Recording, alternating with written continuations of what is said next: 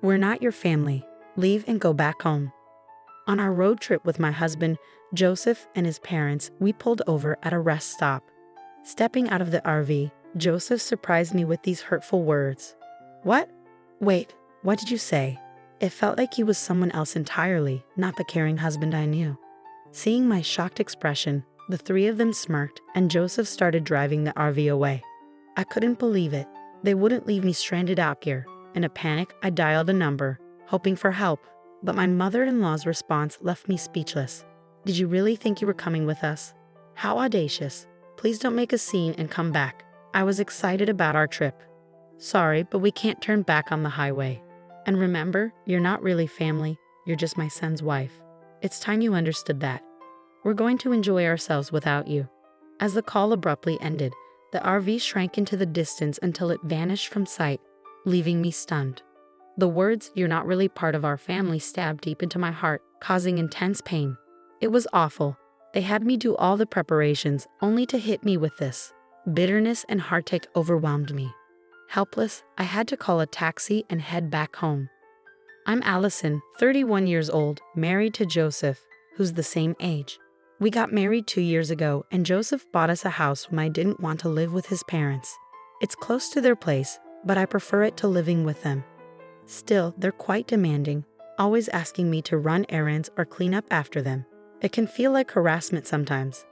But Joseph always apologizes for their behavior. I try to endure it. His parents care a lot about what others think, so they treat me well in public. I have to be careful not to say anything negative about them.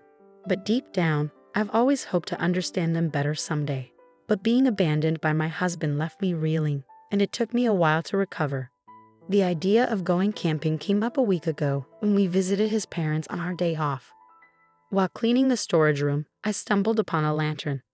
"Do you guys go camping?" I asked. "Huh? What do you mean?" My husband's parents seemed surprised. "Oh, that. We bought it just in case of a power outage. We forgot we had it." "I see. My dad loves camping, and I used to go with him a lot. So I wondered if you guys were into it too." When I mentioned my dad's enthusiasm for camping and his RV, my husband's eyes lit up. "That sounds great. I've always wanted to try it. Let's go on our first family camping trip next week for a night and 2 days. Allison, can you rent an RV? My dad loves his RV and takes good care of it, so I'm not sure if he'll lend it to us." "You'll have to convince him." When I hesitated, my husband pleaded. "It's our first time camping and we don't know what we need. It would be safer to borrow your dad's RV. Plus, I really want to make my parents happy with a fun camping adventure. Please, Allison." With him asking so earnestly, I couldn't refuse. I went straight to my dad's place and laid out the situation. To my surprise, he was all for it. "Really? That's wonderful. I thought you might hesitate, considering how meticulously you care for it. But if it's for you, Allison, I'm more than happy to lend it, and it warms my heart to see you trying to please Joseph's parents. Here, take this whole camping gear set so you can enjoy your first trip. These items are beginner-friendly, perfect for you." My dad carefully selected gear and explained everything. It meant a lot to me to see how much he cared. I felt a surge of happiness. Maybe this camping trip could help me bond with my in-laws after all. "Okay, I'll get everything ready," I promised. I booked a campground with power access and a nearby hot spring. When I shared the news with my husband and in-laws, they were thrilled. "We're so lucky to have you, Allison. I can't wait," exclaimed my husband. "I'm glad to see you're excited," his parents chimed in. On the day of the trip, I hopped into the RV with my husband, bubbling with anticipation. We hit the highway, heading for the campground. My heart raced with excitement, but as we drove, my mother-in-law began making demands again. "Joseph, I'm thirsty. Can we stop at the interchange?" "Mom, I brought drinks. You can choose one from here," my husband replied. None of them satisfied her. "As my daughter-in-law, you should know what I like," she scolded. I'm sorry," I muttered. Stepping out of the car at the interchange to buy her a Diet Pepper, as she requested, I was stunned when my husband spoke in a cold, unfamiliar tone. "Allison, you're not part of our family. Go home now." "Excuse me, what? What's gotten into you?" He seemed like a completely different person. He wasn't the Joseph I knew, the one who usually cared for me. Shocked and bewildered by his words, I watched as they laughed and the RV pulled away. abandoning me in the middle of nowhere. Was this some twisted joke?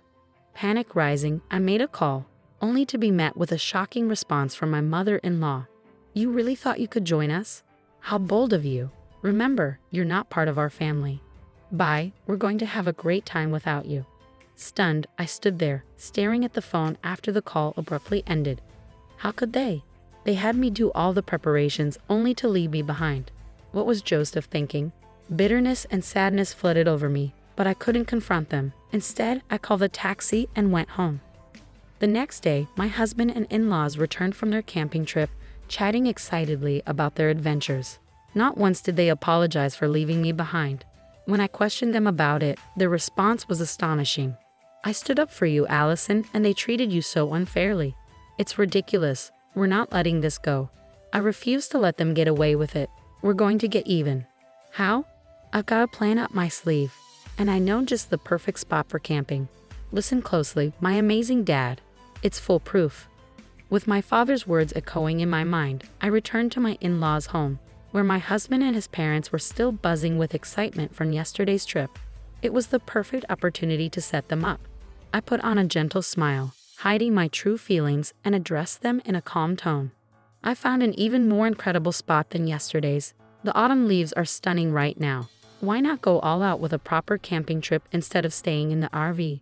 We could set up a tent, have a barbecue, and soak in the scenery. At night, the sky is filled with stars. Really? Where's this spot? It's a secret place I want to keep just for us. Can I come along as your wife? That sounds fantastic. It'll be a blast. Since it's a secluded area, I'll drive. I'll play my part as your wife and as my in-law's daughter-in-law. Can I join you guys? As expected, my husband and his parents were thrilled and agreed to let me join them.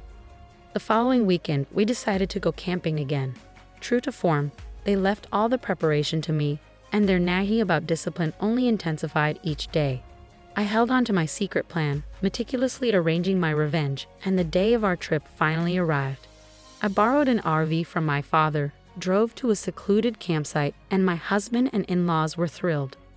Wow, it feels like our own private getaway. They eagerly scoped out the surroundings, thrilled by the new setting. Let's take a walk and soak in the scenery, I suggested. Sounds good. Enjoy your walk. Come on, let's go. I ushered them off with a smile, then turned my attention to setting up. About 30 minutes later, my husband called in a panic. We're lost. I can't find your dad's RV. I'm heading back home with it. What? What do you mean? Don't worry. I left you with the essentials for a real camping experience.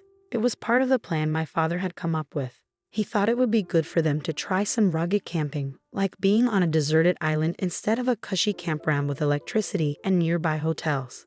You should set up your tent soon and gather wood for a fire. I know you don't have a lighter, so you'll have to start the fire the old-fashioned way. I left a pot so you can at least cook some rice. You left us behind. You were the ones who said I wasn't part of the family and shouldn't come camping with you. So I dropped you off at the campsite and sadly went home. Isn't that what you wanted? My husband was momentarily speechless, struck by my reasoning. Enjoy your camping trip with just your precious family, I retorted before almost ending the call. But my husband, consumed by rage, erupted into a tirade. Don't be ridiculous. Come back now, or I'll divorce you. Fine, let's get divorced. You'll regret it when you're stranded on the highway and find my father's beloved RV trashed. I've had enough of living with your disrespectful parents.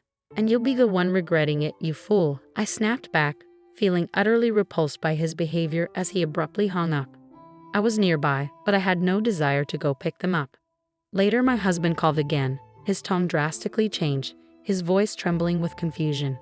I can't figure out how to set up the tent. It's raining and my parents are getting mad. And it's getting cold. What do I do? Already regretting it because it's cold. That was fast. Why not search for tent setup tutorials on YouTube? Forget about the tent. My dad yanked it too hard and tore it apart. Allison, you've had your fun. Now get yourself together and come pick us up. I'm not coming. If you walk for about an hour, you'll hit a main road. If you're not camping, then come down here with your stuff. What? Just because I'm asking nicely doesn't mean you can act all high and mighty. Realizing this was my husband's true colors, my feelings for him had cooled completely. All I could do was sigh. Forget it. I'm going to ditch all this useless stuff. Just wait till we get home. That's private property. Dumping anything here is illegal, and you'll get sued for it. There's a sign clearly saying no littering. I don't care. My husband's tone was firm, showing doubt about my seriousness regarding divorce.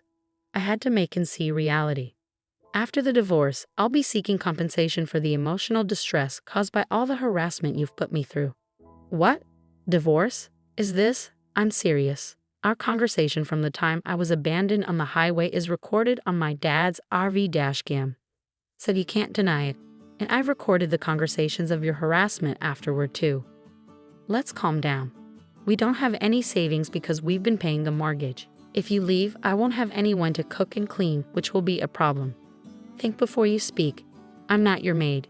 If you refuse the divorce, I'll take it to court.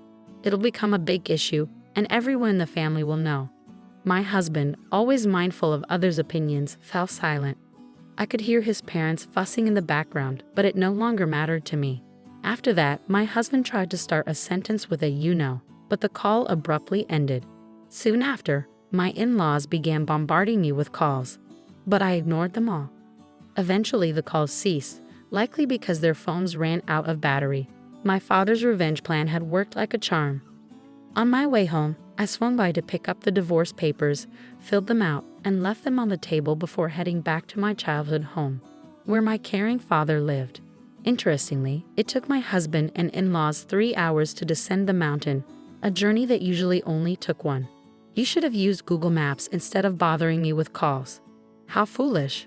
My husband, driven by desperation to make me stay, stormed into my parents' house, his fury palpable. Allison, come out here now. I'll show you what happens when you defy me. If you've got something to say it to my father. He's pretty steamed, so watch out. My burly and imposing father confronted my husband at the door, giving him a piece of his mind and putting him in his place. Additionally, they left their tent and camping gear in the mountains, resulting in a lawsuit for illegal dumping filed by the mountain's owner. The one who filed the lawsuit was my father, who had inherited the land from my grandfather. With numerous cases of trespassing and dumping occurring, security cameras were installed, revealing the culprits responsible for the mess. Now, we wait to see what consequences they'll face. After finalizing the divorce, I demanded and received $1 million each from my husband and in-laws for the emotional distress they caused me. Struggling to keep up with their mortgage, my husband's house was foreclosed, and he now resides with his parents in their rundown home, living a modest life as a family of 3. But, as they say, there's no point crying over spilled milk. I returned to my former job before marriage, regaining the lifestyle that suits me. Next month, I'm planning a camping trip with my parents, and I'm certain it'll be an enjoyable experience.